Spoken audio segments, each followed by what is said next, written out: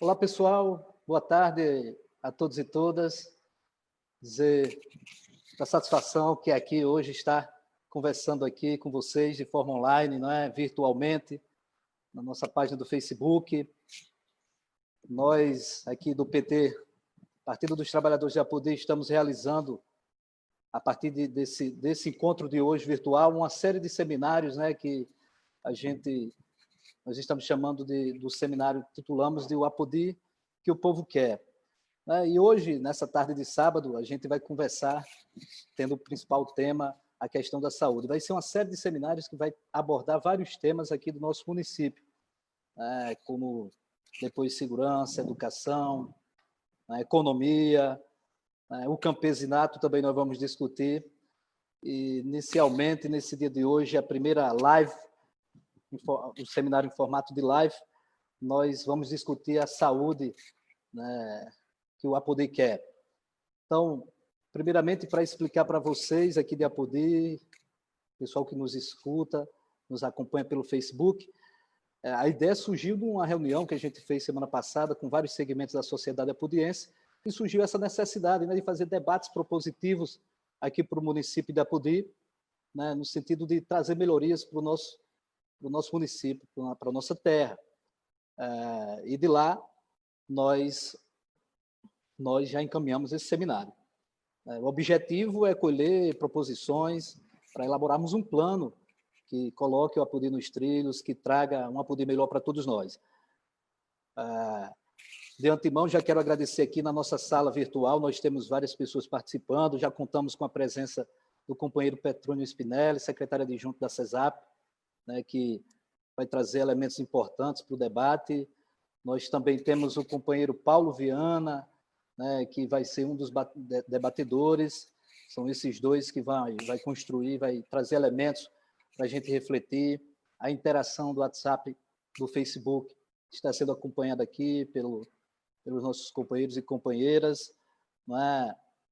E dizer que qualquer falha que ocorra é porque é o primeiro evento virtual. Mas esse debate a gente já faz há muito mais tempo, né? A militância pelo SUS, pelo sistema de inclusão, né, de acesso às pessoas que mais precisam, ela é antigo, né? Aqui temos nessa sala e várias pessoas que nos acompanham, temos vários militantes que constroem esse sistema, né, que vai da ação primária até as ações mais complexas, a atenção mais complexa, né, desde a gestação de nós, brasileiros, potiguares e apodienses, até situações mais complexas, como eu falei, como é a questão da pandemia que nós estamos vivendo, né? E é por isso que nós temos que ter um SUS, um sistema de saúde funcionando direito, uma política, né, que reconheça e dê acesso a todo mundo.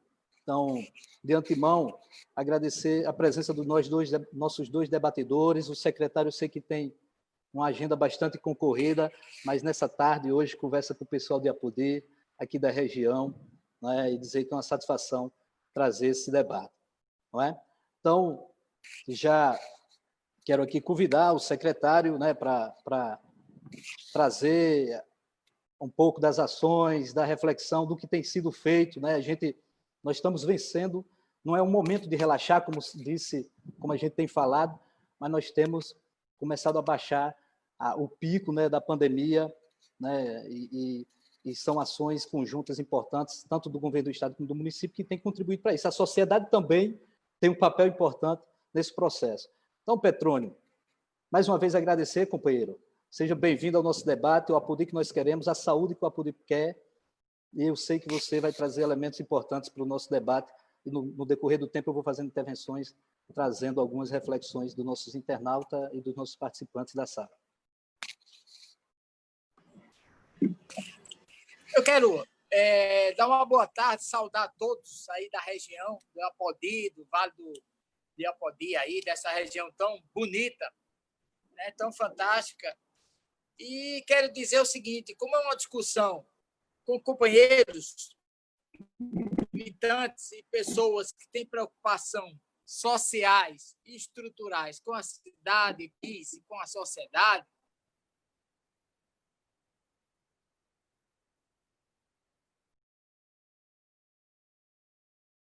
da Covid e do que a gente está fazendo, tá certo, aqui no estado em relação à Covid, tá? E eu quero começar perguntando se vocês estão me ouvindo bem.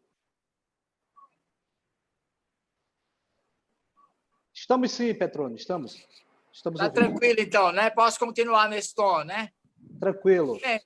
Então, tem duas questões que nós precisamos entender. Um é sobre a saúde de um modo geral e um é sobre também a questão do enfrentamento à Covid, né?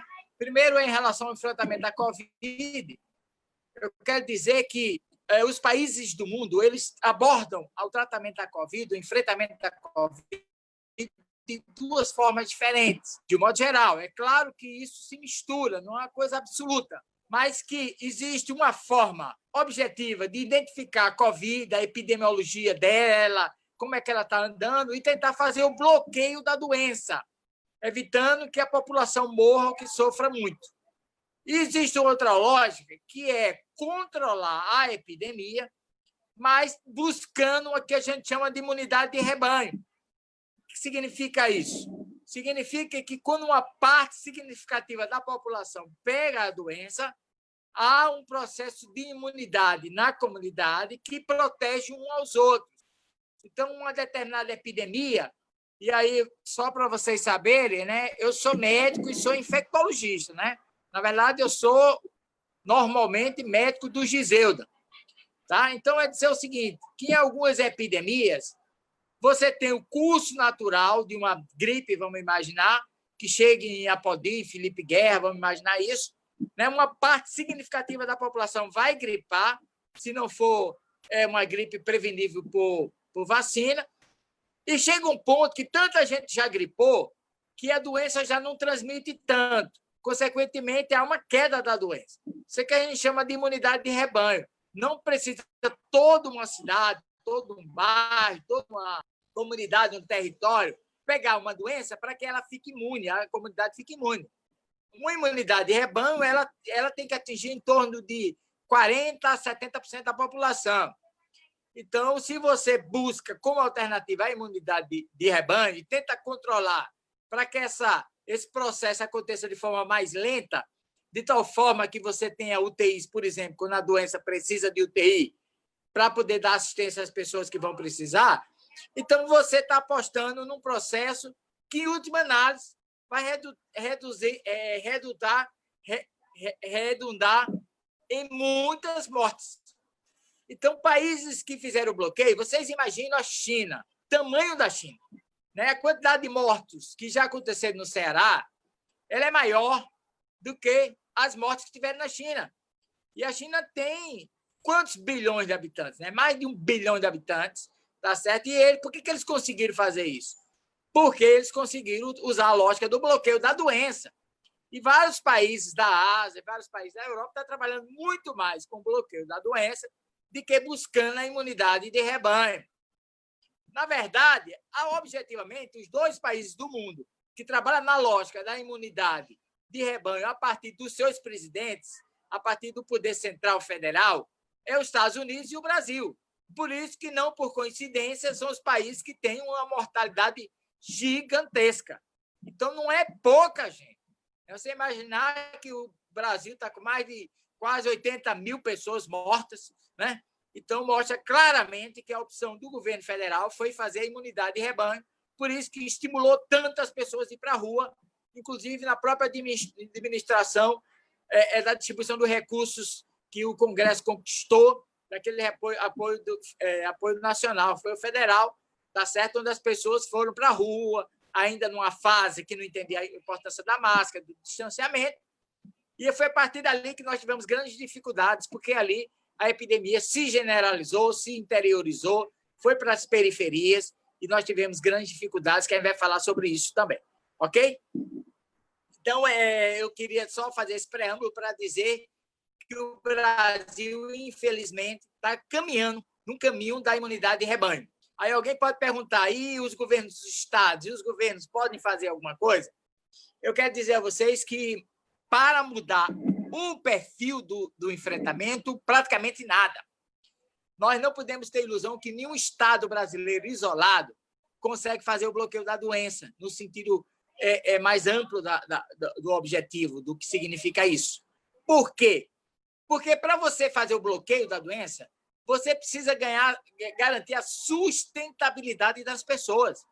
Então, isso é uma política que tem a ver com remuneração, de compensação, que as pessoas possam efetivamente estar em suas casas sem correr risco de passar fome, de ter dificuldades sociais ainda mais graves. Então, na hora que a China bloqueia toda uma cidade, ele garante que toda aquela cidade vai comer, vai ter emprego, vai ter tudo de volta quando a pandemia passar. Então, as pessoas vão ficar em casa. No caso do Brasil, com uma teia social esgaçada, terrível, distribuição de renda, miséria aumentando, emprego perdendo a sua concretude, né? A sua estabilidade, um emprego, na verdade, completamente precarizado, onde as pessoas ganham pelaquela produção, com a terceirização, e também os chamados empreendedores individuais, né, que muitos deles, na verdade, são escravos modernos, né? Então, isso faz com que haja uma pressão social gigantesca, que só poderia efetivamente ser bloqueada pelo governo federal, porque quem emite moeda, quem pode efetivamente gerar recursos e fazer a compensação. E não é uma compensação de R$600 durante alguns meses, que eles já estão desmamando, que vai resolver o problema. As pessoas ficam desesperadas. Então, se você for ver os outros países que fizeram realmente o bloqueio da doença, eles fizeram lockdown, eles fizeram testagem em massa, eles isolaram as pessoas que efetivamente foram identificadas, as pessoas de risco, mas garantiram a sustentabilidade delas. E teve um governo federal e, enfim, uma posição de Estado muito mais unificado, que tiveram algumas divergências, claro, né? Não é também tão tranquilo assim, mas quanto mais unidade teve no governo, no sentido de governos estaduais e municipais e federal, e teve a ação concreta de permitir o isolamento, o país consegue contornar a pandemia. No caso específico de Cuba, né, eles conseguiram, não só fazendo isso, como fazendo a busca ativa. Então, eles foram bloquear as doenças na sua origem. Então, simplesmente foram à casa de todas as pessoas, saber se está com febre, se está com alguma coisa, teve contato com gente de fora, teve contato com gente gripada, e a partir daí fizeram o bloqueio. Por isso que Cuba está 100% aberto agora. Não é só Cuba, China, todos eles. Muitos países que fizeram essa estratégia de imunidade, de bloqueio da doença e não de imunidade de rebanho, né, conseguem sair muito mais rápido. No caso do Brasil, não. No Brasil, o sofrimento eterno, que a gente não consegue segurar efetivamente o isolamento social, a situação social não é fácil, a cultura brasileira também não é fácil, né? Não só no sentido desse calor humano, de estar perto das outras pessoas, de estar querendo beber junto, jogar junto, brincar juntos, né? Tá certo? E aí para a barragem juntos, né? Essa coisa toda. Então, isso, além disso, tem a questão do consumismo, né? Os países mais consumistas, eles têm mais dificuldade de segurar a população em casa, porque a população tem já esse processo de indução do consumo e precisa ir ao shopping, precisa ir para os cantos. Então, isso aí foi muito ruim e pressiona muito contra, sabota um plano nacional para combater o Covid de forma correta, que seria fazendo bloqueios e não fazendo imunidade de rebanho. Objetivamente, os estados, então, tiveram que se virarem e tentar minimizar, tá certo, essa política do governo federal de contaminar as pessoas e fazer imunidade de rebanho. E aí toda essa luta de brigar, de fechar, de abrir, né, de abrir leito, essa coisa toda que vocês têm acompanhado, e a gente vai falar um pouquinho sobre isso também, ok? Mas, antes de tudo, me desculpe se eu estou falando muito, mas eu acho importante esse preâmbulo para todo mundo entender, tá certo? Qual é a lógica que a gente está trabalhando, tá bom? Então, tá tudo bem? Posso continuar? Tá ótimo, secretário. Tudo bem, ótimo. Então vamos lá. Pode continuar. Tá bom demais. Para falar agora da política nossa de combate ao Covid, eu tenho que explicar de forma muito sucinta, muito rápida, a doença em si, tá certo? Por que isso é importante? Para poder a gente entender qual é a estratégia em cima da doença, da evolução da doença, tá certo? A doença é uma doença, todo mundo sabe, respiratória, essencialmente respiratória, de transmissão muito interpessoal, de transmissão muito fácil, e esse é o primeiro grande problema, porque se a transmissão não fosse fácil, não era pandemia, não estava espalhado no mundo todo, tá? Mas a transmissão muito fácil e com um agravante. é que boa parte da população, em torno de 80%, ela vai ter a doença e não vai ter sintoma grave, não vai afetar a sua capacidade nem de trabalho, nem social, tá certo? Então, e tem pessoas que vão ter a doença e não vão saber que estão com a doença. O grande problema é que essas pessoas, em torno de 80%, elas vão estar contaminando. Então, aí é que começa o grande problema que nós temos na mão. Porque se eu tenho 80% da população que pode adoecer e não ter doença grave, pode sair para a rua, pode bater perna, pode andar de bicicleta, pode querer correr na rua e ir para as cantas, então essas pessoas vão estar disseminando mais ainda o vírus. Isso explica também por que virou pandemia. Essa é a primeira questão. A segunda questão é que essa doença ela vai atingir uma população de 80% que não vai ter nada demais, mas você vai ter em torno de 20% que vão precisar dos serviços de saúde. Aí, do ponto de vista relativo, né, 2 pessoas de cada 10, né, vão precisar do serviço de saúde. O problema é que não são 10, né? Tá certo? Aí são 40 mil, né? Vamos imaginar aí, em Apodi, sei lá, alguma coisa parecida com isso, né? Então, se você pensar de 40 mil, 20 mil pegar a doença, né? Então você imagine que aí você vai ter uma demanda gigantesca de 4 mil pessoas, de 8 mil pessoas precisando de serviço assistencial. E o que é pior, dessas 5 pessoas, 5%, desculpem, 5% da população geral que vão adoecer, elas vão ter a doença da forma grave. E mais ou menos 3 a 4% vão precisar de UTI e em torno de 2 a 3% vão morrer. Significa, objetivamente, é que se você não breca a epidemia, o número de mortes vai ser muito alto, e está sendo no Rio Grande do Norte. Está sendo muito sofrido. Né? Agora a gente está quase se acostumando, e esse é o perigo. Né? Eu me lembro que há 3, 4 meses atrás, quando chegou aqui, eu dei uma entrevista e saiu da minha boca que a gente poderia ter 300 mortos. Né? E aí foi uma onda na imprensa. Né? 300 mortos era uma coisa absurda. Hoje a gente está trabalhando com quantas mortes, né? Tá certo? Então, esse é que é o problema. Então, nós temos que ter muito alerta para não naturalizar a doença. Ok? Mas vamos lá. Então, se alguém adoece, pega o vírus, com 3, 4, 5 dias vai ter sintoma, e mais ou menos no 10º dia, ele pode ter o caso mais grave, o quadro mais grave. Isso é importante dizer por quê. Porque o que está acontecendo agora só vai se repercutir em UTIs e em mortalidade daqui a 10 a 14 dias. Então, esse é que é o perigo, porque é um efeito retardado. Então, você precisa vigiar hoje o que está acontecendo hoje para prevenir o que vai acontecer daqui a 10 dias, daqui a 15 dias, 14 dias, nas UTIs e nas mortes. Então, isso é o que torna mais difícil. E por isso que nós trabalhamos com 2 vertentes fundamentais. A primeira vertente, aí eu já estou falando das ações da CESAP, a primeira vertente é identificar com a ação científica, da vigilância e do comitê científico, os estudos da doença, como ela estava evoluindo no Estado. Então, como é que estava o contágio, como é que estavam os testes, como é que estavam as internações, a pressão nas UPAs, né? E a interiorização, em que bairros isso estava acontecendo, se a pressão era mais em hospital privado ou mais em hospital público. Então, tudo isso fazia parte de um processo e faz parte de um processo de estudo com epidemiologista, com estatístico, com físico, com médicos, com infectologistas, enfim, toda uma equipe trabalhando, entendendo a doença, ela está evoluindo, como está subindo, está descendo, está subindo aonde, está indo para o interior, não está indo para o interior. Então, você tem que estudar e fazer um planejamento a partir da evolução esperada da doença, da evolução da epidemia, para poder planejar a questão assistencial. Porque o problema não é o atendimento dos 80%. Os 80% têm um problema de atender para evitar que ele dissemine mais. Mas 80% ele vai ser atendido pela atenção básica ou não vai ser atendido por ninguém, vai ficar em casa mesmo. Tá certo? E essa parcela não é o problema. O problema é que uma parte vai precisar de hospital.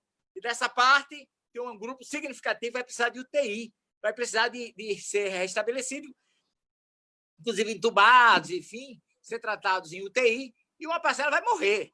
Esse é o problema concreto. E não tem mágica, não. Isso o país mais desenvolvido do mundo, a Alemanha, a Inglaterra, os Estados Unidos. Os Estados Unidos não é o exemplo. A China, enfim, todos os países que tinham uma medicina extremamente avançada, morreu muita gente. Porque se as pessoas se contaminarem, uma parte vai morrer, pode estar no melhor hospital do mundo, porque essa patologia tem uma parcela que, particularmente os vulneráveis, os idosos, os diabéticos e um conjunto de coisas assim. Então, isso é importante dizer, para dizer que nós trabalhamos primeiro com isso, nós vamos planejar como essa doença está, vamos usar toda a tecnologia da saúde pública, da epidemiologia, para entender como a doença está andando, e vamos fazer uma ação de isolamento social em cima disso. Então, se eu preciso manter as pessoas isoladas para a taxa de transmissão, que é importante entender, tá certo? Não ficar muito alta, se eu tiver que fazer isso, eu tenho que fazer decretos, fazer ações governamentais para que haja restrição de circulação. Então, esse é o aspecto da vigilância propriamente dito. O segundo aspecto é construir uma rede assistencial, tá, no estado todo, para dar conta dessa parcela da população que vai ter a doença grave. Tá? Então, você teve que não só fazer um plano de regionalização assistencial, como teve que enfrentar um legado negativo, uma sequela do passado, tá certo? De não ter estruturas regionais fortes, tá certo? Então, você tem um hospital em Apodi, você tem um hospital em Caraúbas, você tem um hospital em Açu, você tem um hospital em João Câmara, São Paulo, Potengi, mas são hospitais com estruturas extremamente frágeis, que não tem tradição, não é uma UPA, não é uma unidade que tem tradição de entubar, de sala vermelha, de emergência propriamente dita. Então, esse foi um outro problema fundamental que o Estado teve que enfrentar. De repente, a gente tinha que montar estruturas regionais, mas numa ação compensatória. Porque se a gente tivesse UPA generalizada pelo Estado, o que a gente teria que fazer era montar o apoio e a ampliação dessas UPAs.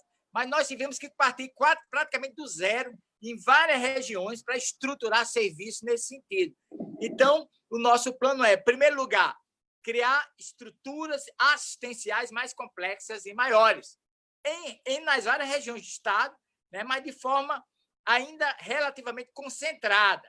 Então, nesse desenho, nós pensamos, nós temos a Pau dos Ferros, que evoluiu muito, tá certo? Hoje nós temos 10 leitos de UTI em Pau dos Ferros, né, só para a Covid. Né? Você tinha Caicó, né, que foi a excelente surpresa. Né? Caicó, na verdade, hoje é um dos maiores hospitais de tratamento de Covid do Estado, né? Com extrema resolutividade, extremo processo interno de trabalho correto, tanto é que lá não se demora na UTI, as pessoas conseguem ter uma resolutividade, é uma evolução boa. Né? Mossoró é o outro ponto, o terceiro ponto, e o quarto, Natal, nos hospitais do Estado. Ok? Então, esse era o plano, e a partir desse plano, você começa a regionalizar, pegar os hospitais, sejam municipais, em parceria com o Estado, ou seja, hospitais do Estado, como, por exemplo, João Câmara, por exemplo, São Paulo Potengi, como, por exemplo, Santo Antônio, como, por exemplo, Açu, como, por exemplo, Apodi, como, por exemplo, Caraúbas, e estruturar esses hospitais para que eles fossem, pelo menos, um hospital com uma equipe de UTI, com uma estrutura de UTI, para pelo menos 5 leitos, né? Entre 5 e 10 leitos. Então, foi esse o plano do Estado, e o plano estava indo muito bem. Estava indo muito bem, a gente estava monitorando, inclusive começou a fazer entrevista, explicando, olha, nós temos uma taxa de ocupação de 30%, de 25%, subiu para 32%, o ideal é ter 30%. Por quê? Porque a epidemia vai explodir, e quando explodir, precisa ter esses leitos. E começamos uma difícil arte, que você nem imagina como é abrir um UTI. Né? Então, começamos a trabalhar com todas as regiões, dificuldades. Quando chega numa cidade, a estrutura não tem gás, não tem equipe, não tem, inclusive, espaço físico, a energia não consegue segurar os respiradores. Então, parece muito fácil. Abra a UTI ali, mas não é assim, porque não são estrutura previamente fabricada e estruturada para isso. Se eu chegar para fazer isso em São José do Mipibu, que tem uma UPA, na UPA, a UPA é uma UPA, ela já é montada para isso, tá certo? Então, você tem UPA onde? Você tem UPA em São José do Mipibu, em Macaíba, em Natal, em Mossoró, tá certo? E agora em Açu. Você praticamente não tem UPA no estado do Rio Grande do Norte. Então, você tem que pegar os hospitais do estado ou os hospitais municipais e transformar num processo de UTI, num processo mais complexo de assistência, que não é fácil, não é barato e não é rápido. Esse é o grande desafio. Agora, o plano estava indo tudo muito bem. Aí, o que acontece? O governo federal faz 3 ações que levaram a esse estágio que nós estamos hoje. Eu quero dizer para vocês que a gente podia estar muito melhor, a gente podia ter muito menos mortes, a gente poderia estar com a ocupação de leitos muito mais folgada, E a gente poderia estar estruturando leitos, por exemplo, em Apodi, com mais tranquilidade, sem assodamento. Mas o que aconteceu? O governo federal, primeiro, bloqueou toda uma luta para não passar recursos, tá certo, para a população, né? Foi aquela discussão sobre os valores e inclusive, sobre qual era o valor e quanto tempo, né, os recursos irão ser destinados à população. Tá? Então, essa é a primeira discussão que teve com o Congresso, vocês sabem disso, eu sei que eu estou falando muito, mas eu acho que vale a pena a gente dar uma geral para poder chegar especificamente contribuições para a Apodi região, tá certo? E aí o governo protelou isso, toda aquela dificuldade, depois que conseguiram aprovar isso, demorou a pagar, e depois resolveu pagar numa situação que a população já estava desesperada indo para a rua, buscando os bicos, buscando as coisas, né? Eu já estava contaminando. Depois vieram aquelas filas terríveis da Caixa, concentrando, tá certo? Burocratizando. Então, isso encheu a população das ruas, encheu as pessoas na fila, exatamente as populações mais carentes, com mais dificuldade de ter isolamento social. E ali, gente, vocês não imaginam. Enquanto todo mundo estava olhando assim, achando aquilo perigoso, aquilo ali, meio lamentando aquilo, a gente estava com a mão na cabeça, arrancando os cabelos, porque a gente sabia que ali ia estourar as UTIs em 10 dias. Em 14 dias foi o que aconteceu. Foi o que aconteceu. Com 14 dias tinha 100 pessoas precisando de UTI, sem vaga em UTI. E, para piorar, quando as pessoas receberam dinheiro, aí quiseram comprar, porque alguns já estavam sem nada, então foram para a rua comprar. E alguns comerciantes, sem ter noção do que estava fazendo, aproveitaram, abrir as lojas, chamaram, fizeram promoção, tá certo? E seja, nós tivemos um momento terrível de contaminação, de interiorização, de ir para a periferia a doença, e as consequências foram terríveis, tá certo? E ainda hoje esse número de mortes que nós temos é inaceitável, tá certo? Quando a gente olha no Jornal Nacional, o Rio Grande do Norte tem menos mortes, gente, não dá para se conformar, tá entendendo? Nós não era para ter nenhum terço disso, era para ter realmente segurado a doença, mas nós não tivemos perna para segurar isso. A governadora fez decreto, chamou os municípios, fez o pacto pela vida, chamou os municípios para pactuar, porque viu que não estava fácil, que realmente aquela ação de ir para a rua. Há uma briga feia com a Prefeitura de Natal, negacionismo terrível, sim, genocídio aqui em Natal, tá certo? O prefeito é o primeiro a induzir as pessoas a ir para a rua, abriu alecrim, ficou brigando com o Estado, tá certo? Enfim, induziu agora com essa história de dar remédio e o povo poder se sentir seguro. É um risco gigantesco para criar a segunda onda de contaminação, tá? Então, essa é uma questão fundamental. Então, nós estávamos com tudo controlado, o plano estratégico de abertura de leite estava todo controlado, nós tínhamos ações nas regiões, com a história do plano de contingência, construindo com as cidades e construindo com as regiões, todo um desenho para que a gente tivesse ações na atenção básica, ações de prevenção, de vigilância e ação assistencial de forma racionalizada por região, porque isso não é barato fazer uma estrutura como essa, tá certo? Como, por exemplo, uma UTI ou como uma estrutura de assistência de Apodi ou qualquer outra, ok? Então, assim, para dizer a vocês que nós começamos a perder o controle, não perdeu o controle completamente, mas começamos a ter uma avalanche de demandas, tá certo? A partir da ação do governo federal e da incapacidade social, não é por vontade do governo do Estado e de muitas prefeituras, tá certo?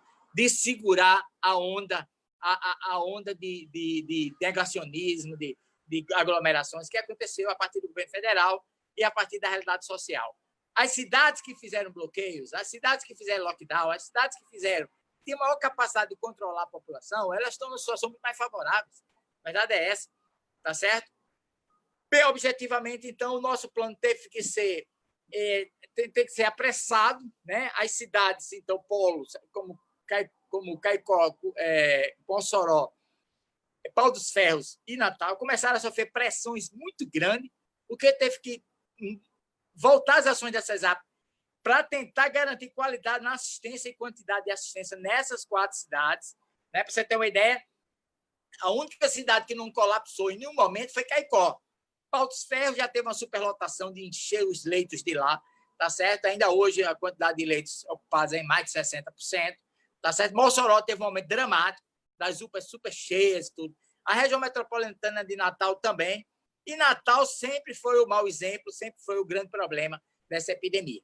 Lembrando que, no início, você tinha praticamente uma equivalência entre Mossoró e Natal, e depois você teve, efetivamente, Natal tomando a dianteira do caos, da dramaticidade, do liberalismo, enfim, e fazer com que a gente sofresse muito essa questão da pandemia nesse período. Qual o problema que nós estamos vivendo hoje? O dilema que a gente está vivendo hoje? O dilema que a gente está vivendo hoje é o seguinte, é que há um processo de controle, a gente foi lá, segurou um pouco, né, conseguiu fazer um pacto pela vida, chamamos as prefeituras, fizemos reuniões, várias prefeituras aderiram o pacto, começaram a fazer ações de polícia, enfim, todo tipo de ação para poder diminuir o contágio. E isso impactou numa coisa que a gente chama de taxa de transmissibilidade, que não é o caso aqui de aprofundar, mas só para entender o seguinte, a taxa de transmissibilidade é quando você estima que uma pessoa está contaminando uma quantidade outra de pessoas durante a sua infecção. Então, vamos imaginar que eu esteja doente, passa aqui 10 dias doente, 15 dias doente, e nesse período, se eu transmitir para uma pessoa, tá certo? Essa taxa de transmissibilidade média for essa, cada pessoa doente transmite para só uma, então você tem uma taxa de 1, a taxa de transmissibilidade de 1, transmite para 1, tá certo? E isso controla a doença, ou melhor, estabiliza a doença. Agora, para controlar a doença, você tem que pegar essa taxa de transmissibilidade e reduzir. O ideal é que ela seja menos da metade. Então, para cada 2 pessoas, só contaminar uma outra, porque aí você vai ter, de forma sustentável, tá certo? A redução da transmissibilidade. Qual o problema e o dilema que a gente vive? O dilema que a gente vive é que quanto mais a gente trabalha e é a chata taxa, mais a gente passa uma visão para a sociedade que é para relaxar. E aí volta tudo de novo. Esse é o grande problema. Então, dizer que você tem uma taxa de ocupação de UTI de 70% é uma coisa para se comemorar, mas é muito ruim. Não sei se vocês entendem. Porque muita gente vai achar que agora pode ir para a rua que tem um respirador para ele. Tá? Então, é muito difícil para se trabalhar essa questão, esse equilíbrio. Você diminui a taxa de transmissibilidade, que nunca, na minha opinião, nunca foi abaixo de 1, tá certo? Sempre foi acima de 1, porque a pressão de leitos de UTI continuou. Mas não caiu o número de porcentagem, caiu porque abrimos leitos. Não caiu porque estabilizou os leitos e a quantidade de gente diminuiu. Diminuiu a quantidade de gente que estava precisando de UTI, mas muito mais abriu leito do que diminuiu o pessoal que estava precisando de UTI. Tá certo? Então, por exemplo, sábado nós tínhamos 70% de ocupação, hoje nós estamos com 83%, 84%, subiu 13%. E olha que nós abrimos vários leitos nesses dias. Tá certo? Então, é uma situação ainda muito dramática, não é motivo de comemoração, não, gente. Tem franqueza aqui, claramente. Não tem motivo de comemorar, porque essas taxas de transmissibilidade e essa ocupação de leito criam uma falsa ilusão e bota o povo na rua, que é o principal problema, que é o principal ação que nós podemos ter para evitar que a epidemia mate mais gente, faça o sofrimento continuar.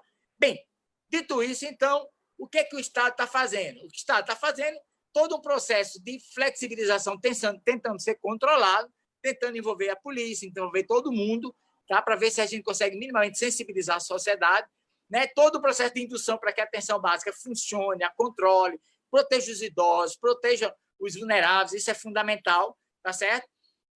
E, por outro lado, tentando enfrentar esse oba-oba, esse negacionismo, essa indução, consciente ou inconsciente, de jogar o povo na rua, particularmente em Natal. Né? O que é muito ruim, porque na hora que joga esse Natal, aí espalha para o Estado. A verdade é essa, tá certo? Então, desculpe, eu sei que eu estou falando demais, mas é dizer para vocês que a lógica geral do tratamento da Covid é esse. Nós temos investido muito em todo o interior, temos investido também muito forte em Apodi, só que aí ainda está num processo, ainda não completou, tá certo?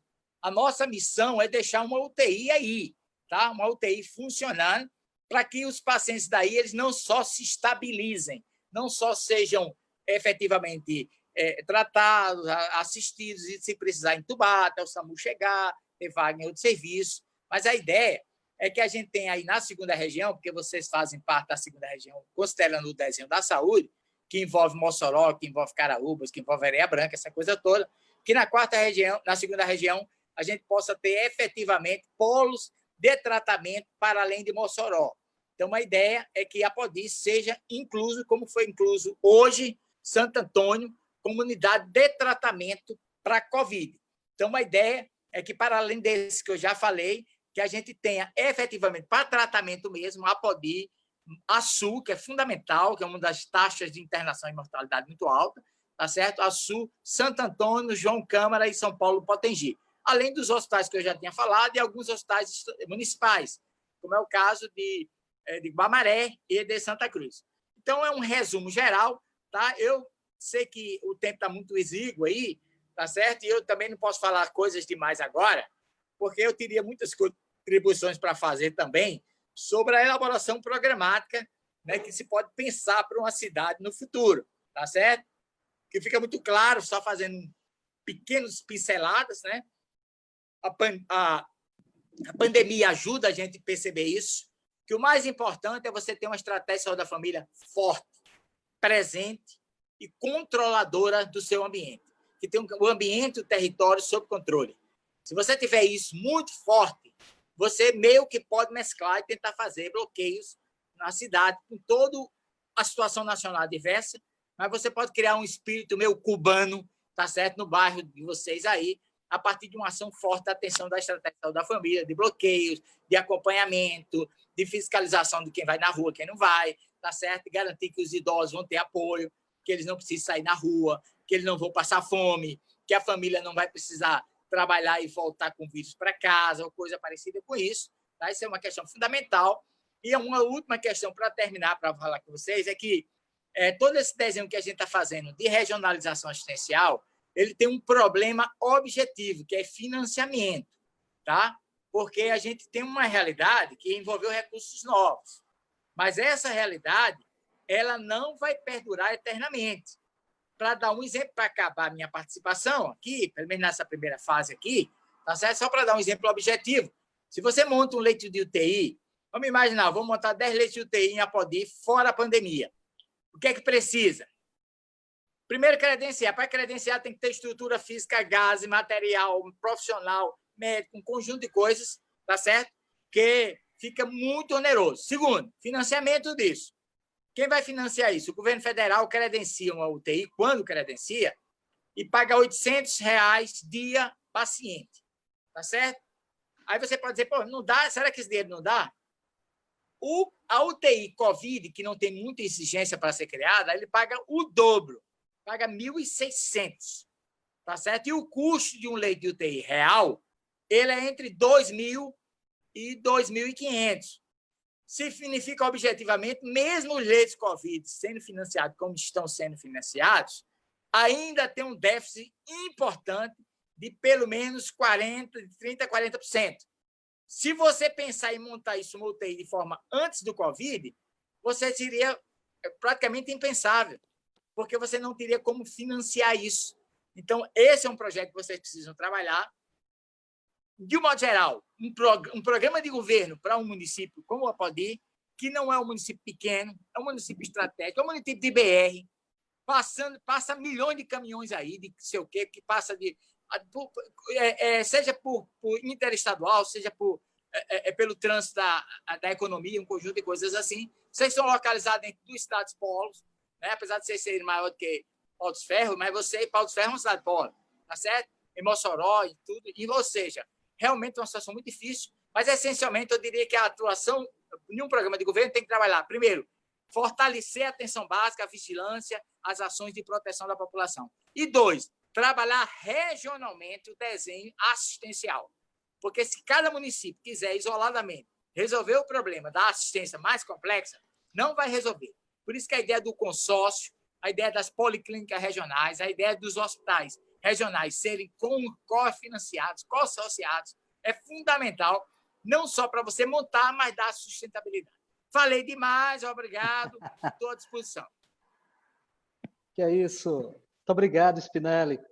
Muito boa fala, muito esclarecedora, verdadeira. Né? Nós estamos aqui com cerca de 100 pessoas acompanhando aqui a live pelo Facebook, né? Então, assim, o pessoal, momento oportuno para tirar dúvidas, né? Uma fala esclarecedora que traz luzes aqui, né? Para pensar a gestão, né, da saúde, né? Falar da sustentabilidade das pessoas, né? Evitar com que as situações se agravem e a gente precise ir até os hospitais, os leitos de UTI são reflexões importantes, até para nós, sociedade, ver como contribuímos nesse processo todo, né? E aí, dando continuidade, agradecer o secretário por a sua fala esclarecedora, dando continuidade, a gente vai convidar aqui para contribuir com o debate, né, um companheiro conhecido de todos nós aqui de Apodi, companheiro Paulo Viana, né, um militante do SUS, ex-secretário de saúde aqui do município, tem muito a contribuir, vai trazer um pouco do panorama, da experiência vivida, enfim, né, uma pessoa muito inteligente também, né, que tem dado sua contribuição para a sociedade apodiense. Então, convido aqui o companheiro Paulo Viana para fazer uso da palavra e levar nossos internautas. Aqui na sala nós estamos, além de Petrônio, Paulo e Aguinaldo, nós estamos aqui com enfermeiros, né? O Carlos Júnior, Maxueldo, estamos com o Simone Cabral, que está sistematizando as ideias que estão surgindo aqui. Estamos aqui com o evangelista, assessor da deputada Isolda, Márcio Moraes, a companheira Giovana Mota também está aqui acompanhando. Então, nós estamos numa sala virtual também aqui interagindo, além da transmissão ao vivo lá no Facebook. Mas, Paulo, muito obrigado por ter atendido o convite, por contribuir com esse momento de debate aqui com a sociedade apodiense. Fique à vontade para debater aqui com a gente a saúde que o Apodi quer, a saúde que o Apodi precisa.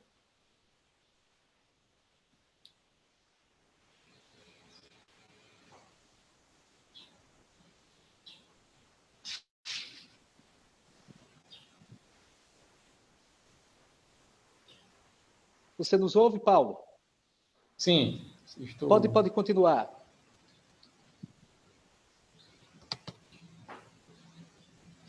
Está me ouvindo, Aguinaldo? Sim, estou ouvindo bem, Paulo. Pronto. Boa tarde, Spinelli, boa tarde, Aguinaldo, boa tarde a todas as pessoas que estão presentes na sala virtual e todas as pessoas que estão nos acompanhando nessa live virtual. Eu recebi o convite do Partido dos Trabalhadores, sou filiado ao partido e estou aqui com todo prazer em participar dessa live. Qualquer membro do Partido dos Trabalhadores são pessoas da saúde, a gente tem muitas pessoas competentes que poderiam também participar dessa live, como eu estou participando aqui. Mas qualquer membro do partido tem respaldo e tem moral, respaldo político e moral para falar sobre saúde pública, sobre esse tema que é o Apodi, a saúde que a Apodi quer. Então, a gente fica muito à vontade, porque o Partido dos Trabalhadores foi, na verdade, um dos partidos que mais lutou pelo SUS e foi o partido que mais ampliou e valorizou, fortaleceu o sistema de saúde. Esse tema, a saúde que a Apodi quer, é um tema um pouco complexo, porque a saúde, quando a gente fala em saúde pública, não é somente a saúde que vai resolver os problemas de um município, de uma região. Existe uma série de fatores, é uma missão que não é só da saúde. A gente tem que ver os fatores condicionantes e determinantes que interferem na saúde e que impacta diretamente com a saúde pública. Mas antes de falar diretamente em relação à saúde, a saúde que a Apodi quer, eu tenho certeza que todos nós queremos, toda a apodiense, é uma saúde resolutiva, uma saúde que atenda às necessidades das pessoas e atenda, sobretudo, às necessidades da saúde. E, para isso, é uma missão que não é só o SUS. Então, eu queria fazer uma pequena relato em relação ao que é o SUS, né? Na verdade, o SUS de fato, a maior conquista da sociedade brasileira. É a maior conquista social, não foi uma luta política, foi uma luta da sociedade, a sociedade em geral, e essa conquista, ela começou na 8ª Conferência Nacional de Saúde, em 1988, por sinal coincide com o período de minha formação. Tenho 31 anos de formado, a mesma idade do Sistema Único de Saúde, do SUS, E a gente, o SUS foi inserido na Constituição de 1988 e o SUS foi ter uma evolução maior, foi expandido a partir de 2002, com o governo Lula e, posteriormente, Dilma, e avançou muito nas questões de ampliar o SUS, de fortalecer, e a gente poderia citar muitas realizações do Partido dos Trabalhadores a partir de 2002. Podemos citar, por exemplo, o SAMU. O SAMU foi criado em 2003. Eu não consigo imaginar hoje a população ser um serviço tão importante como o SAMU. E foi um dos programas implementados pelo PT, em 2003, criou a farmácia popular, a farmácia básica, criou as UBS, os NASF, que é o Núcleo de Atenção à Saúde da Família, ampliou o orçamento da saúde. Antes, quando o Partido dos Trabalhadores assumiu a saúde em 2002, o orçamento geral destinado à saúde era em torno de 22 bilhões de reais. E quando terminou o governo de Lula e Dilma, o orçamento da saúde estava em torno de 112 bilhões. Então, foi um aumento significativo do orçamento, fortaleceu, ampliou e consolidou verdadeiramente o SUS como um sistema capaz de resolver os problemas de saúde da população brasileira. É claro que existe ainda... o SUS avançou muito nesses 31 anos, precisa avançar muito em muitas questões, mas a verdade é que o SUS seria difícil até imaginar se não existisse o SUS nessa pandemia. As pessoas não teriam a assistência que está tendo hoje se não tivesse o SUS. Então, a gente tem essa obrigação de dizer aqui das conquistas, não pode passar em branco, do Partido dos Trabalhadores em relação à atuação no Sistema Único de Saúde.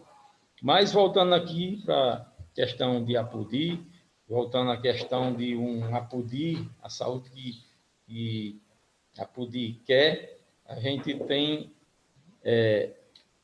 como eu disse agora há pouco, não é uma missão somente da saúde resolver os problemas de APUDI, é uma missão, um conjunto da sociedade, um conjunto de ações, um conjunto de atitudes e atividades que levam as pessoas a melhorar a qualidade de vida, não só de APUDI, mas de toda a saúde pública brasileira, mundial. E a gente, quando fala em melhorar a qualidade de vida, melhorar a saúde, tem algumas questões, como, por exemplo, a questão ambiental. Não existe saúde pública sem um meio ambiente equilibrado, uma sustentabilidade ambiental. Nós não temos aqui em APUDI, por exemplo, nós não temos saneamento básico. Saneamento básico é um conjunto, não é somente água potável que nós temos água mineral, que fornece água para toda a região. Nós temos acesso à água potável, mas nós não temos, por exemplo, um sistema de esgotamento sanitário. Os esgotos da cidade são jogados na rua, os esgotos domésticos, e isso desfaz tudo aquilo que a gente tem de bom, que é uma água potável, uma água mineral, e ela é jogada na rua em forma de esgoto. A APUDI não tem essa preocupação, nunca teve. Em relação a isso, eu me refiro à gestão dos políticos, o destino do lixo, a questão do lixo de APUDI, a questão urbana de trabalhar as questões mais importantes da cidade do ponto de vista de melhorar a qualidade de vida. Então, a gente teve já em APUDI um movimento em relação ao saneamento básico. Daí, é importante a gente dizer aqui que o saneamento de APUDI já existe uma parte feita. Isso foi uma luta do Fórum de Entidades em mais ou menos em 2004, quando a Sociedade de APUDI disse o que queria em saúde pública. Foi a primeira vez que a sociedade se manifestou e disse o que é que quer para a saúde de Apodi. Então, está muito atual esse tema, porque naquela época a Apodi disse que queria saneamento básico. Foi o maior movimento de reivindicação por uma causa. A Apodi, naquela época, foram aproximadamente 10 mil pessoas para as ruas pedir saneamento básico. E realmente foi quando eu vi pela primeira vez a classe política de Apodi se unir. Eu nunca tinha visto isso, porque Apodi tem uma característica, né? A classe política é dividida. Quando todas as cidades importantes do Estado, quando é uma luta em defesa da cidade, e a classe política se une. Aqui se une, fica dividido e ainda fica tentando derrubar o trabalho uns dos outros. Então, aquele movimento foi o primeiro movimento que a Apodi teve, a questão de saneamento para a cidade, e saneamento é um tema diretamente relacionado à saúde pública. Não existe saúde no município se não existir saneamento básico na cidade. É dito pela Organização Mundial de Saúde, que todo mundo sabe, isso aí é dito por todo mundo, tem conhecimento, e cada real investido em saúde pública, em saneamento básico, tem uma economia de R$4 em saúde pública. Isso é uma coisa que deve ter a preocupação, a Apodi deveria retomar essa discussão, até mesmo porque já existem, já foi dado início, ficou quase pronto o saneamento, 50% do saneamento da cidade, a tubulação toda já feita, a estação de tratamento, enfim, mas a Apodi esqueceu esse tema e eu acho que deve ser discutido também em outros seminários em relação à infraestrutura, mas, enfim, eu estou falando de saneamento porque eu acho que é o primeiro passo para uma cidade se ter saúde pública, é a questão de saneamento.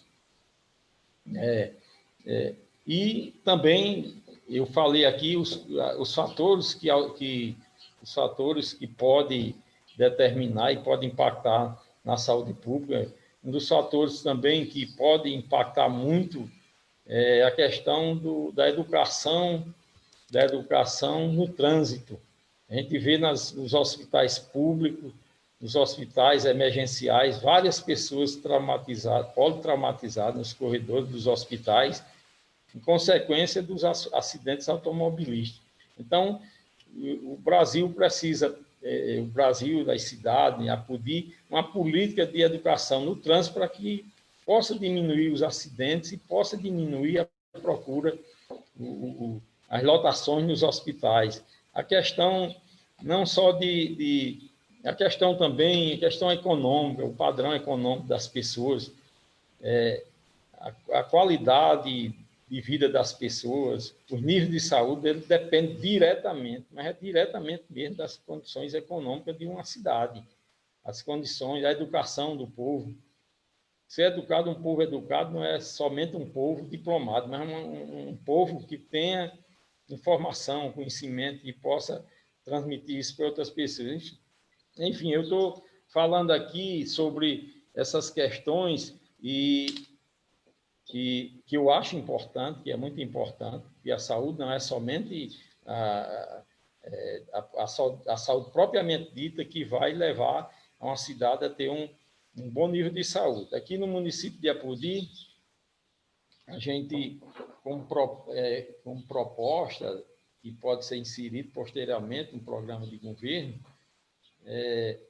nós já temos, não existe milagre, não existe fórmula, nem modelo de se enfrentar, de se propor para uma administração, para uma gestão de saúde.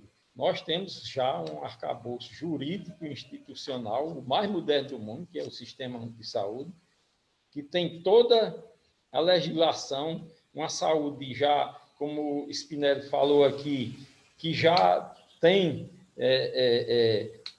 uma rede regionalizada, hierarquizada, toda montada. O que a gente precisa é resolutividade, discussão, interação entre os municípios, para que a gente possa ter uma saúde que possa resolver realmente os problemas os problemas que mais afligem a população de Apodi, principalmente na questão do atendimento terciário de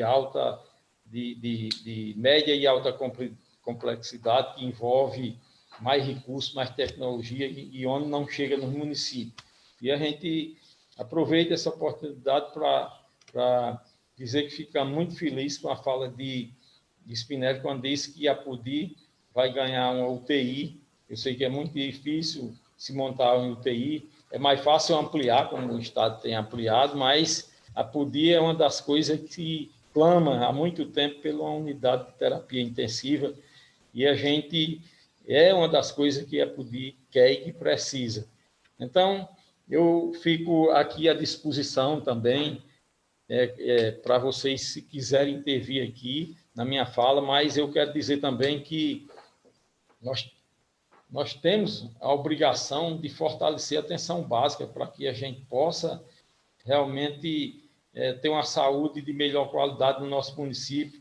A gente teve, nos últimos anos, em Apodi, nos últimos 2 governos, a gente teve uma evolução muito grande nos 2 últimos governos municipais em relação à estruturação da atenção básica.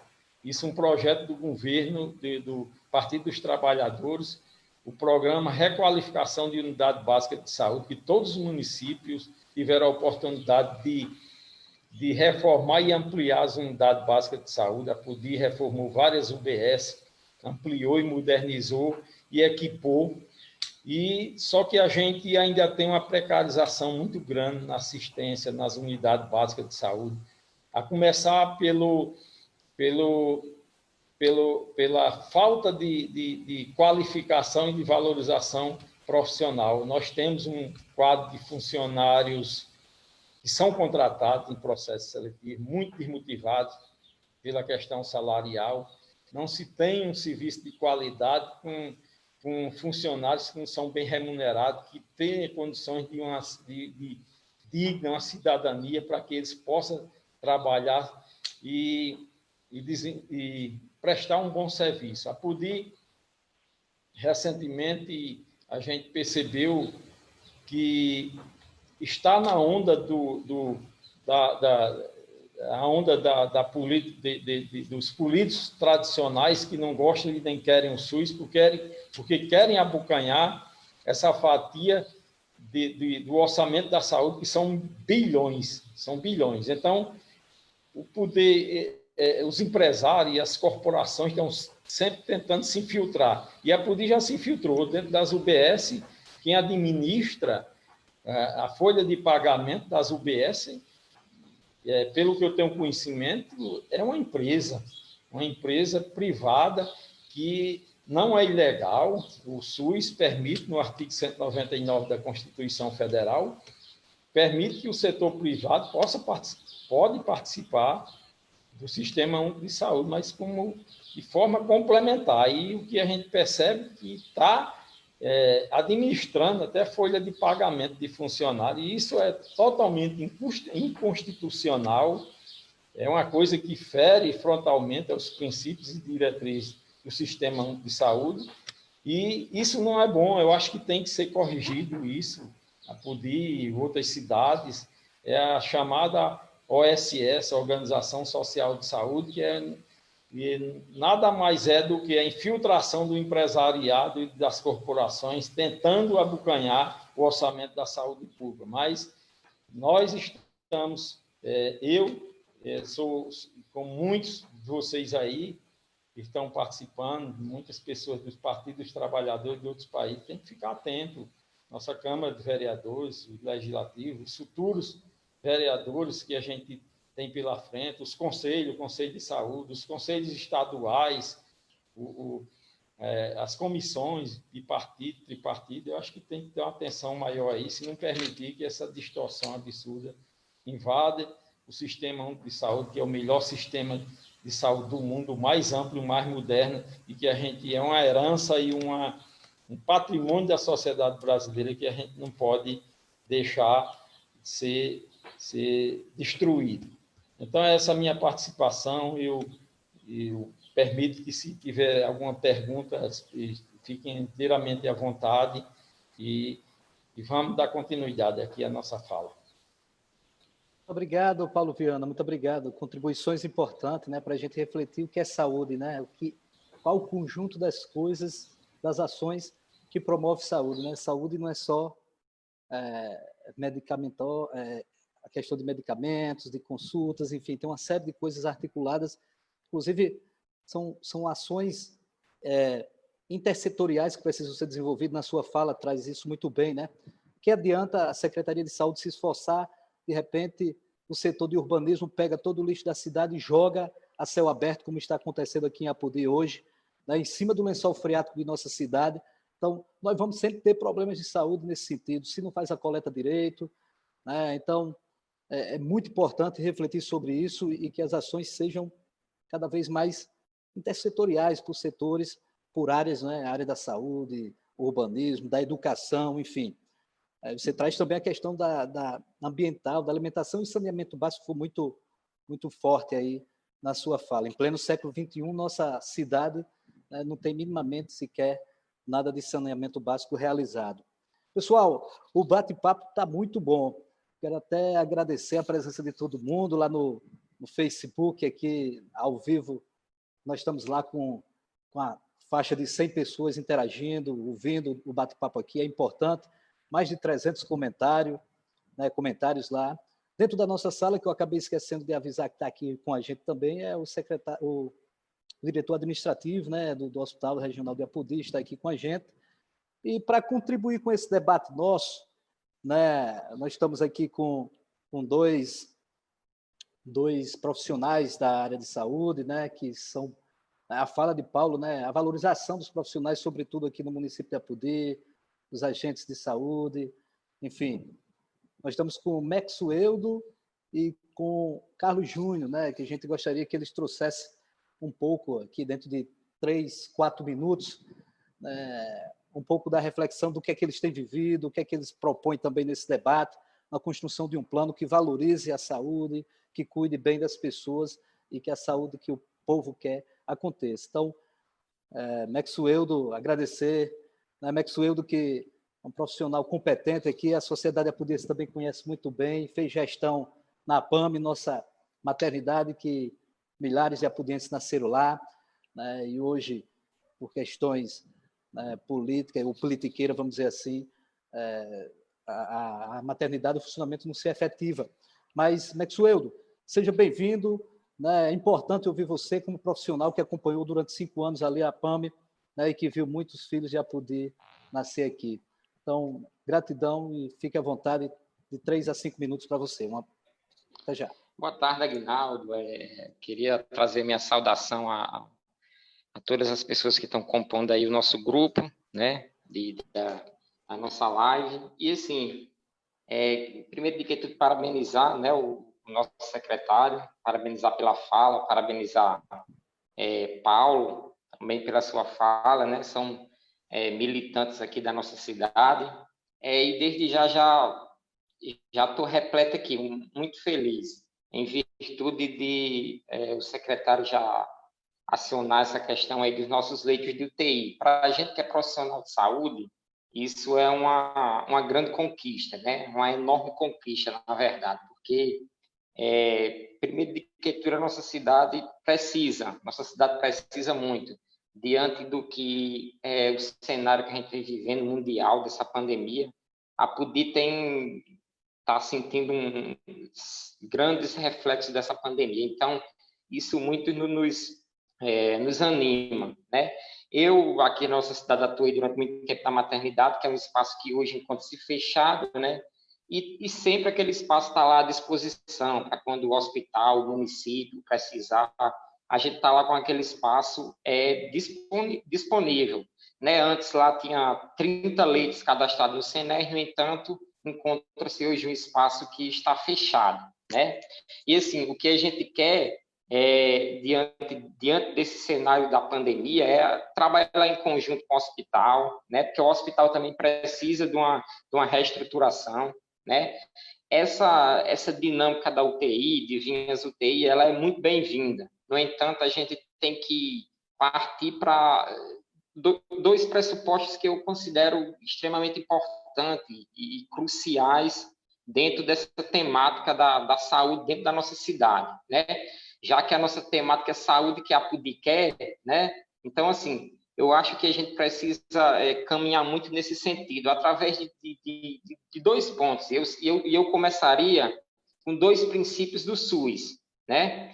Que é o princípio da universalidade e o princípio da integralidade, né? Que são dois princípios que eu acho que eles compactuam bem diante do cenário que a gente está vivendo na nossa cidade e diante do cenário que a gente está vivendo como um todo do nosso país, né? Por que a questão da universalidade? Por conta das ações de serviço, né? Por conta das ações e do acesso dos serviços que a nossa população ela precisa, né? A própria vinda dos leitos de UTI seria uma forma de acesso e de garantia desse serviço para a nossa população. No entanto, esses leitos, eles precisam estar muito bem articulados dentro da unidade hospitalar, né? E também a gente precisa estar com essas ações pactuadas junto com a integralidade, que é o outro princípio que a gente queria ressaltar aqui diante do que a Apodi está vivendo, né? Porque, assim, como bem nosso secretário falou, que é um exemplo de países como Cuba, China, né, que utilizaram aquelas ações de bloqueio para tentar amenizar essa pandemia, nós aqui na nossa cidade encontramos, de certo modo, algumas dificuldades no que diz respeito a esses bloqueios, principalmente na questão da atuação da saúde nos bairros, né? Então, o que é necessário? Dentro da integralidade das ações de saúde, nós precisamos de 4 ações que elas se tornam efetivas dentro do fazer em saúde, que é a questão da promoção, da prevenção, do tratamento e da reabilitação, né? Quando a gente fala mais a título de UTI, quando vem as UTI, nós entramos nesses 2 últimos itens, que seria a questão do tratamento e da reabilitação. No entanto, para nós termos esses leitos de UTI na nossa cidade, é interessante nós trabalharmos muito forte. Aí foi citado aqui a questão por Paulo, né? Da gente ter um fortalecimento, e também foi uma fala do secretário, do fortalecimento da estratégia de saúde da família, né? Porque a partir do momento que a gente estrutura ela, isso vai ser melhor para a ocupação menor desses leitos de UTI que vai vir para a nossa cidade. Então, a partir do momento que a gente começa a intensificar um trabalho de promoção e de prevenção em saúde, automaticamente esses leitos de UTI, eles vão ser, vamos dizer assim, menos utilizados, porque justamente se a gente tiver uma ação de saúde bem feita, e aqui na nossa cidade, eu vejo muita dificuldade em relação a esses bloqueios nos bairros. Então, assim, alguns bairros são cobertos, outros bairros eles acabam ficando, deixa de ser descoberto. Então, assim, precisa-se juntamente, aí eu juntaria isso que foi falado, precisa-se estruturar a estratégia de saúde da família, mas para estruturar tem que ter a valorização do profissional, né?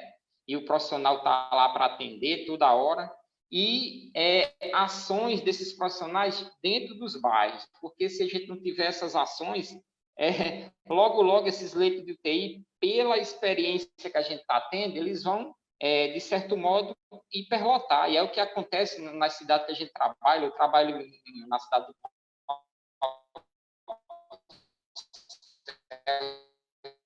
também na área Covid, atuo também, claro, bem falou, a gente está aí numa faixa de ocupação de 50% a 60% hoje. Na UTI geral lá já está tudo lotado. Então, assim, a nossa cidade, meu povo, não vai ser diferente.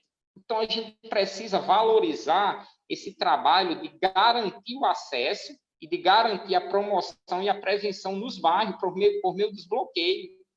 Porque muito me parece que a ação que a gente teve de bloqueio, de tentativa de bloqueio, ela não surtiu, digamos que, muito efeito, não, né? A gente continuou com os casos de Covid aumentando, né, na nossa cidade. Hoje a gente tem muitos casos confirmados na nossa cidade. Então, assim, eu diria que o mais importante que eu acho dentro dessa temática é o fortalecimento dos profissionais por meio da valorização deles, fazer o bloqueio nos bairros, mas para isso vamos fortalecer essa equipe profissional. Isso aí vai desde o agente comunitário de saúde, médico,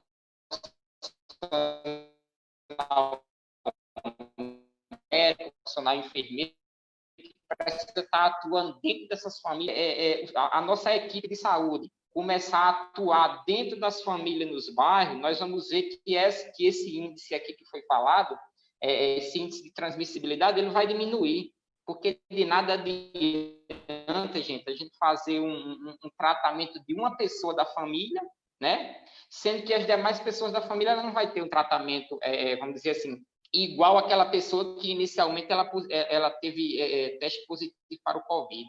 Então, assim, eu preciso atuar naquela rua, eu preciso atuar naquele bairro, eu preciso de ação educativa naquele bairro. Porque a partir do momento que eu tiver essa ação educativa de prevenção e essa ação educativa de promoção, eu vou evitar de levar muitas pessoas lá para a UTI, quando a UTI vinha a ser contemplada na nossa cidade, certo? Então, eu acho que a minha fala que eu queria trazer era essa, já deve estar passando do tempo aí, qualquer eventual comentário, a gente está aqui para trazer mais alguma contribuição em relação a isso aí e a outras temáticas também. Muito obrigado, Maxwell. É muito importante isso que você fala da estruturação, né? E já tinha ficado claro na fala de Paulo também, um diálogo entre a fala de vocês dois, é a história da saúde da família, né? Conheço comunidades, por exemplo, a comunidade de Bamburral, que há mais de 2 anos, vai fazer 2 anos, que não tem um agente de saúde comunitário. Então, como é que a gestão está pensando em superar os problemas de uma comunidade se o agente de saúde, aquele ator principal, não está escalado na unidade básica? Então, é preciso pensar isso também, não é? E agora, pessoal, eu queria convidar aqui o Carlos Júnior, né, mais um dos nossos convidados, para trazer um pouco de uma reflexão. Ele atua na ala Covid aqui do Hospital de Apodi, em Pau dos Ferros também, né?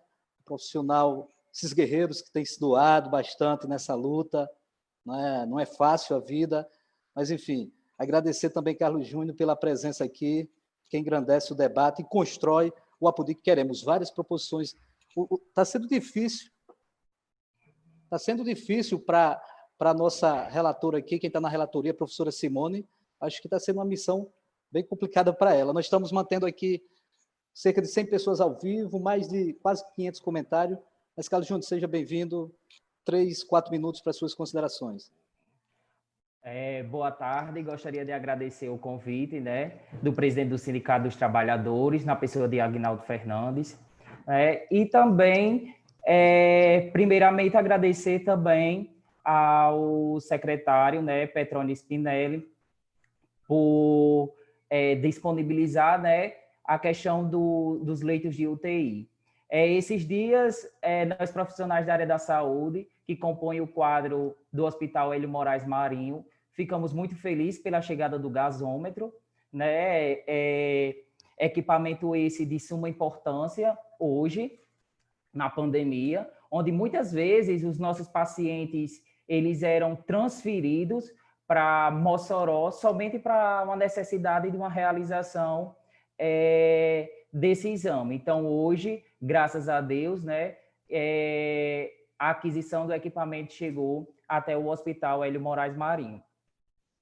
Foi falado muito sobre a questão da valorização dos profissionais pelo meu amigo Maxwell, né, e também sobre a questão dos agentes de saúde. Eu acredito que o agente de saúde ele é a peça fundamental hoje, né, na nossa unidade básica de saúde, porque sem um agente de saúde não tem como a gente captar aquele usuário, não tem como a gente saber se aquele usuário ele é mais um suspeito, né, da Covid-19. Então, para que os agentes de saúde eles possam buscar aquela família e aquele usuário, eu preciso capacitar esse agente de saúde.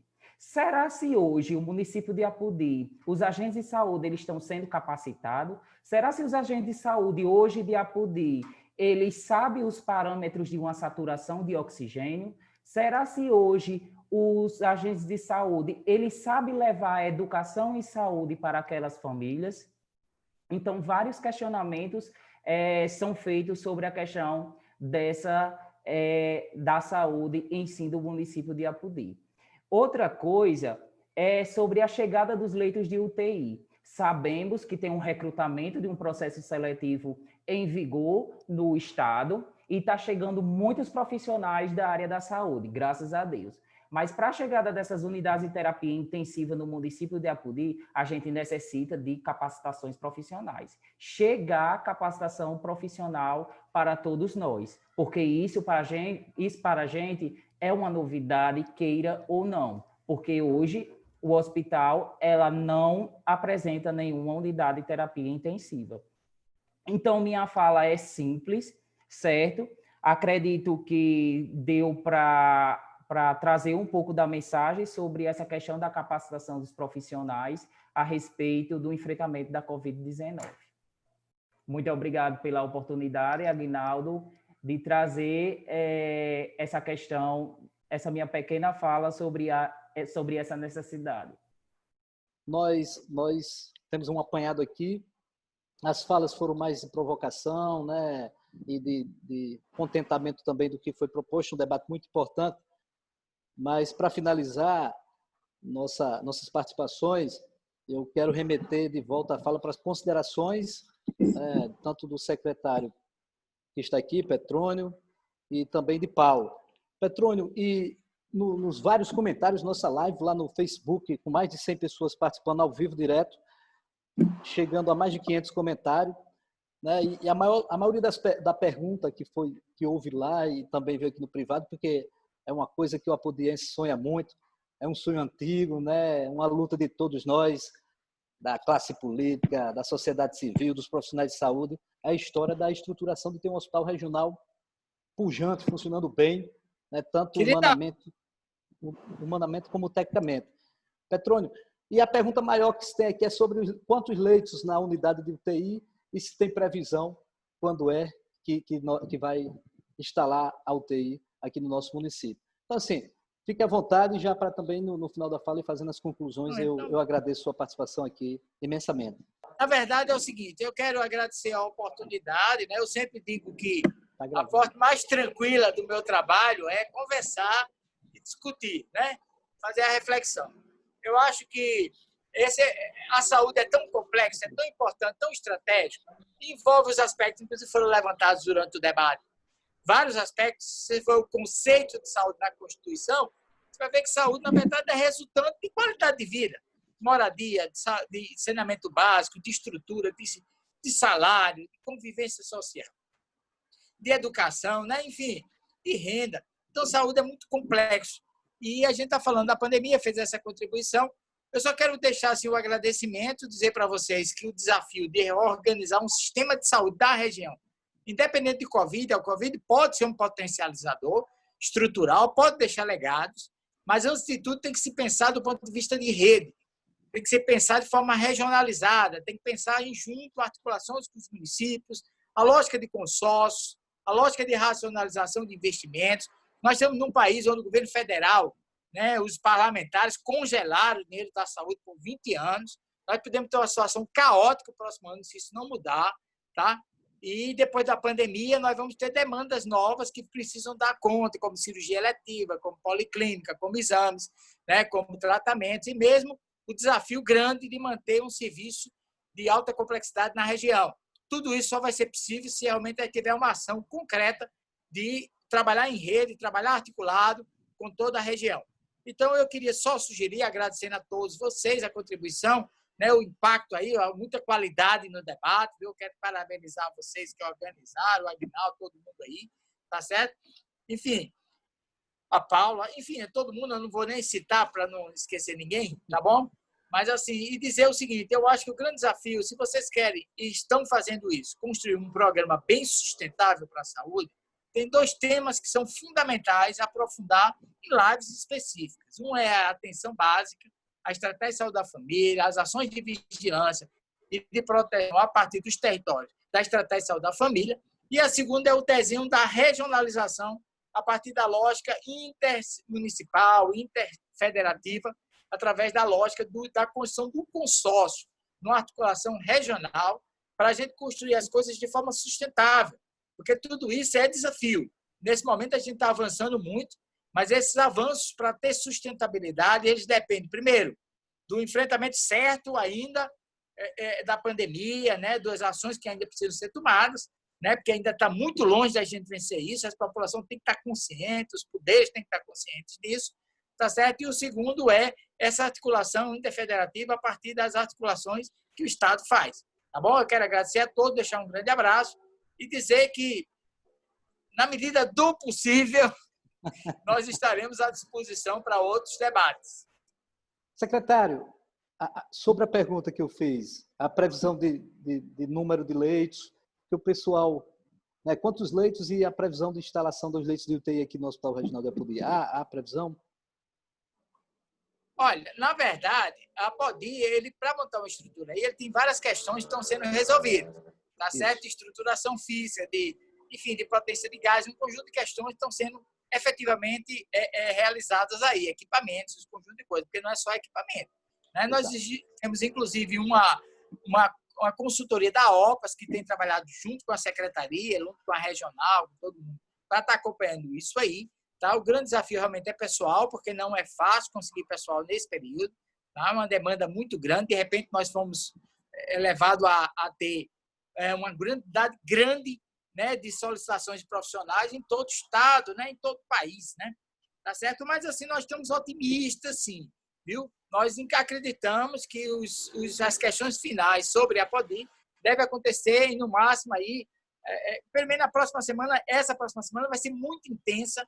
E a expectativa nossa, oxalá que dê tudo certo, que até o final da próxima semana a gente tenha realmente leitos mais qualificados de UTI aí trabalhando na região. Não é simples, não posso fazer uma promessa em definitiva, até porque não é caso de promessa, tá certo? Mas nós estamos trabalhando como CESAP para que a gente tenha na próxima semana já resultados fantásticos no sentido de ter assistência de UTI em tratamento, né? Não é só fazer o que você já faz. Eu quero parabenizar, aproveitando essa audiência de vocês, todos os profissionais de saúde que estão sofrendo adicionalmente, né? Quem perde familiar sofre muito, mas quem é profissional de saúde está sofrendo muito também.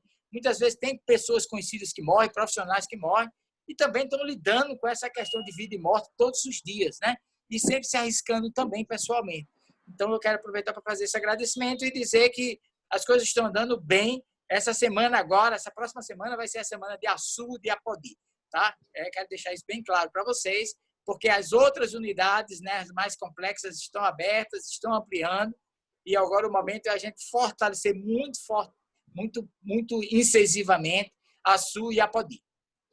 Tá ótimo, secretário. Muito obrigado. Nós somos testemunha dessa luta de vocês, do corpo da secretaria, dos profissionais, né? A estruturação do Hospital de Apodi. Nós sabemos que a luta é incansável, né? Todos os dias, né? O Rio Grande do Norte é grande, né? Mas vocês não têm parado. Eu tenho certeza que logo, logo nós teremos, né, toda a estrutura que tem que ter, a estrutura garantida para o funcionamento dos leitos. No melhor otimismo possível, a gente também está aqui na torcida e aguardando, esperando ansiosamente. Muito obrigado, secretário. Muito obrigado pela sua participação. Doutor Paulo, suas considerações aqui para a gente.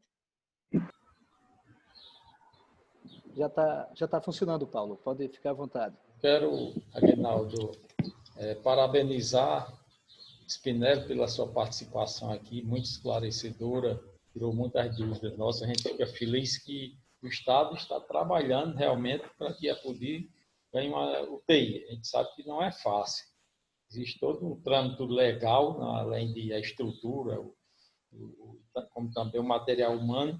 Aí a gente fica satisfeito porque tem a certeza que isso é um compromisso já do governo do Estado. Já há um bom tempo assumir esse compromisso, e eu tenho certeza que em breve a gente vai ter essa tão sonhada UTI e ampliação dos serviços do hospital. Precisa ampliar o serviço, as cirurgias eletivas precisam ser ampliadas, o hospital precisa ser realmente botar para funcionar como um hospital regional deve ser. A gente fica à disposição e estamos aqui para participar, receber alguns questionamentos, algumas perguntas, se for possível. Se não for, a gente quer dizer que estou sempre à disposição do Partido dos Trabalhadores para participar do debate. E foi a primeira vez que eu participei de uma live, fiquei aqui um pouco perdido, mas a gente está aqui para isso, para aprender e para se possível, transmitir aquilo que a gente tem um pouco de conhecimento. Muito obrigado a vocês, estou à disposição. Tá ótimo, Paulo. Muito obrigado, obrigado mesmo de coração. É importante sua presença aqui nessa sala, como disse no início, né? A Apodi todo conhece sua história de luta, de solidariedade à sociedade apudiense, sobretudo aqueles que mais precisam, né? Sempre procura e vê em Paulo um homem honesto, sincero e que ajuda a população. Então, para finalizar mesmo o nosso seminário, agradecer a todo mundo aqui mais uma vez. E como na fala de Paulo, finalizando aí, é muito bom ver que o governo do Estado, né, da professora Fátima Bezerra, precisou que ela chegasse ao governo da história simples e humilde para efetivar, de fato, um maior número de leitos também de UTI sendo instalado. E é um legado que vai ficar pós-pandemia, como o próprio secretário colocou nas suas falas, né? Então, tecnicamente, a equipe tem sido muito preparada, humanamente também, muito atenciosa. Estamos aqui na tarde de sábado discutindo esses problemas com a representação, né, da CESAP. Isso é muito bom, muito importante para a sociedade apudiense. Agradecer a deputada Isolda, né, representada aqui no companheiro evangelista, pela articulação sempre feita também, fazendo essa ligação Apodi Natal. E agradecer aos profissionais, mais uma vez, de saúde que estão aqui, Maxwell, Carlos Júnior, a Gilvana Mota, Márcio Moraes, que estão aqui na sala, né? Simone Cabral, que deve ter tido um trabalho danado para sistematizar as ideias. E é isso. A gente se encontra na próxima live, que vai trazer outro tema bastante importante aqui. Logo, logo em breve, nós divulgaremos e precisamos da audiência de todos e todas. Um abraço, um cheiro grande e até a próxima oportunidade.